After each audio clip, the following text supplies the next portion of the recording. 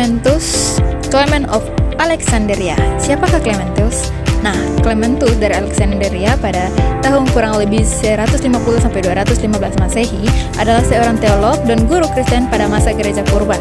Ia mengajar di sekolah kateketik Alexandria, salah satu pusat pendidikan Kristen paling awal. Nah, Clementus dikenal sebagai tokoh yang berusaha menjembatani iman Kristen dengan filsafat Yunani. Nah, sumbangan pemikiran yang diberikan oleh Clementus ialah Clementus menekankan bahwa iman dan akal budi tidak bertentangan, melainkan saling melengkapi.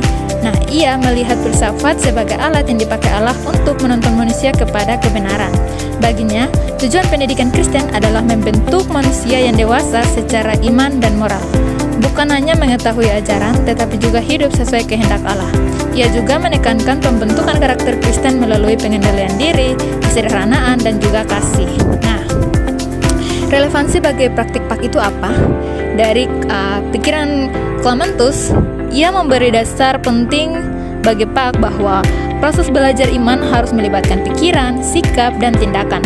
Nah, guru PAK tidak hanya mengajar doktrin, tetapi juga menolong peserta didik berpikir kritis, berdialog dengan budaya dan ilmu pengetahuan, serta membentuk karakter Kristiani. PAK dipahami sebagai pendidik yang holistik, iman yang masuk akal dan hidup nyata dalam perilaku sehari-hari. Karel Agung. Pandangan tentang iman dan akal Karel Agung bukan seorang teolog, tetapi seorang penguasa Kristen yang melihat bahwa iman perlu didukung oleh akal dan pendidikan. Ia percaya bahwa umat Kristen harus memahami iman secara benar agar dapat hidup saleh dan tertib. Karena itu, pendidikan dipandang sebagai sarana untuk memperalam iman, bukan untuk mempertentangkannya dengan akal. Nah, model pendidikan gerejawi pada masa itu. Nah, pada masa pemerintahan Karel Agung, berkembang apa yang disebut Renaissance Katolik. Ia mendorong pendirian sekolah-sekolah gereja seperti sekolah biara dan sekolah katedral. Pendidikan berfokus pada pembelajaran Alkitab, doa, liturgi, serta kemampuan membaca, menulis, dan tata bahasa Latin agar rohaniawan mampu mengajar iman dengan benar. Gereja menjadi pusat utama pendidikan. Dampaknya bagi PAK, kebijakan Karel Agung memberi dasar bagi PAK bahwa pendidikan iman harus terstruktur, sistematis, dan dapat dipahami. PAK tidak hanya menekankan kesalehan pribadi, tetapi juga pembelajaran yang teratur melalui sekolah dan pengajaran gereja. Nah, warisan ini terlihat dalam PAK masa kini yang menekankan kurikulum, peran bagi guru, dan pentingnya literasi Alkitab bagi pembentukan iman umat. Bagian C berikut pemahaman singkat dan sistematis tentang Martin Luther dan kontribusinya bagi pendidikan agama Kristen. Martin Luther dan pendidikan. Yang pertama, pendidikan untuk semua. Martin Luther menekankan bahwa pendidikan adalah hak semua orang, bukan hanya rohaniwan atau kaum elit. Setiap orang Kristen perlu bisa membaca agar dapat memahami Alkitab secara langsung. Karena itu, Luther mendorong pendidikan bagi anak laki-laki dan perempuan sebagai bagian dari tanggung jawab iman. Yang kedua, peran keluarga dalam PAK. Bagi Luther, keluarga adalah sekolah iman yang pertama. Orang tua, khususnya ayah dan ibu, bertanggung jawab mengajarkan doa, 10 perintah Allah, pengakuan iman rasuli, dan doa Bapa Kami kepada anak-anak. Pendidikan iman tidak hanya tugas gereja, tetapi dimulai dari rumah. Yang ketiga, katekismus. Sebagai bahan ajar, Luther menyusun katekismus kecil dan katekismus besar sebagai bahan ajar yang sederhana, sistematis, dan mudah dipahami. Katekismus digunakan untuk mengajarkan dasar-dasar iman Kristen secara berulang dan praktis, sehingga iman dapat dihayati dalam kehidupan sehari-hari. Yang keempat, kontribusi bagi sekolah dan gereja. Pemikiran Luther mendorong perkembangannya sekolah-sekolah Kristen dan penguatan peran gereja dalam pendidikan. Gereja tidak hanya menjadi tempat ibadah, tetapi juga pusat pengajaran iman. Warisannya sangat berpengaruh bagi PAK, sehingga hingga kini terutama dalam penekanan pada liturgi Alkitab, katekisasi, dan keterlibatan keluarga. Bagian D berikut pemahaman singkat dan terstruktur tentang Johann Calvin dan pemikirannya dalam pendidikan agama Kristen. Johann Calvin dan pendidikan Kristen. Yang pertama, pendidikan Alkitab yang sistematis. Johann Calvin menekankan bahwa pengajaran iman harus berdasarkan Alkitab dan disusun secara sistematis. Melalui pengajaran, khotbah, dan katekismus, Calvin mendorong jemaat memahami iman Kristen secara teratur dan mendalam, sehingga tidak hanya bersifat hafalan, tetapi membentuk pemahaman yang benar tentang Allah dan kehendak-Nya. Yang kedua, disiplin dan pembentukan karakter. Calvin melihat pendidikan Kristen sebagai sarana pembentukan karakter dan kedisiplinan hidup. Disiplin bukan hukuman semata, melainkan proses pembinaan agar orang percaya, hidup bertanggung jawab, taat, dan berintegritas sesuai firman Tuhan. Pendidikan iman harus menghasilkan kehidupan yang kudus dan etis. Yang ketiga, sekolah Kristen, Akademi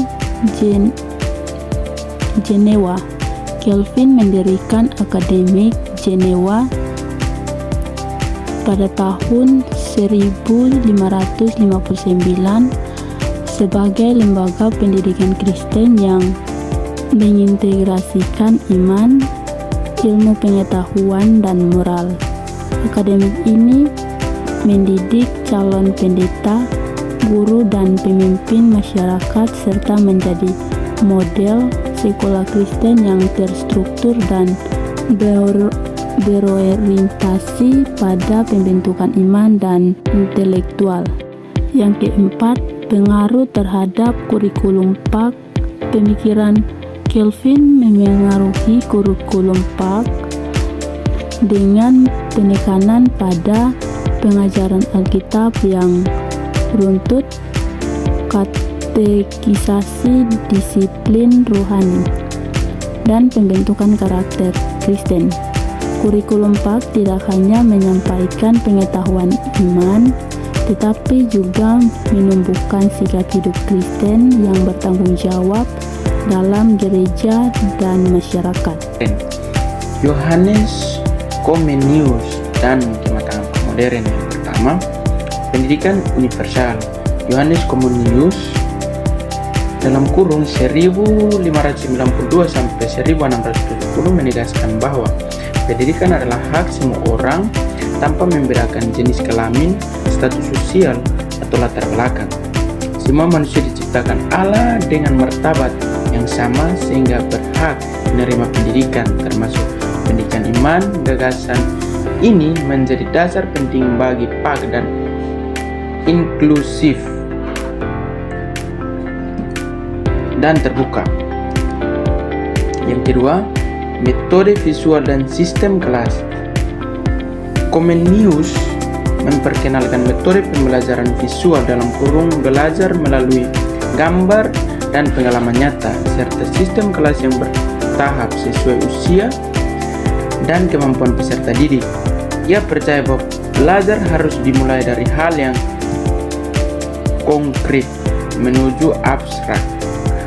Pendekatan ini membantu PAK menjadi lebih komunikatif, mudah dipahami, dan tidak hanya bersifat hafalan.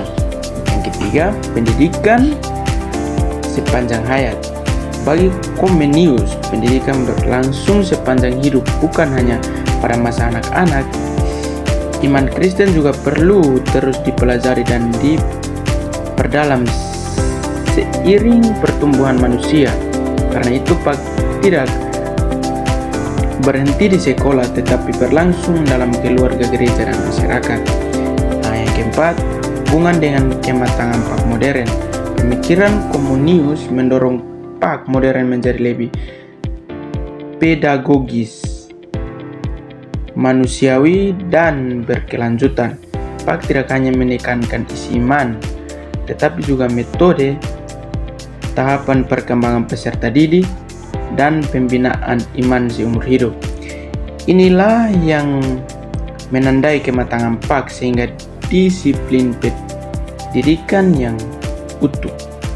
Refleksi singkat, pemikiran tokoh-tokoh PAK seperti Clementus, Karel Agung, Luther, Calvin, dan Comenius masih sangat relevan bagi pendidikan agama Kristen masa kini.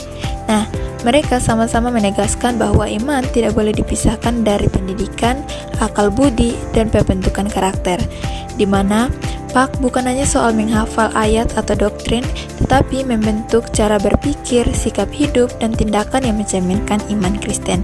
Nah, bagi mahasiswa PAK masa kini, nilai penting yang dapat dipelajari adalah sikap terbuka terhadap ilmu pengetahuan, tanggung jawab dalam mengajar iman secara benar, serta kesadaran bahwa pendidikan iman harus menyentuh kehidupan nyata. Nah, mahasiswa dipanggil untuk menjadi pendidikan yang beriman, berpengetahuan, dan berkarakter Kristus, serta mampu menjawab tantangan zaman dengan bijaksana dan kasih.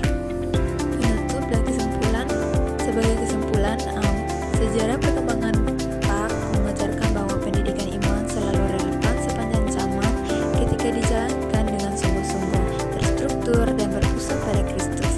Para tokoh PAK memberi teladan bahwa iman harus diajarkan secara utuh, menyatu pikiran, hati, dan perilaku. Oleh karena itu, mahasiswa PAK masa kini perlu belajar warisan ini agar kelak mampu menjadi guru dan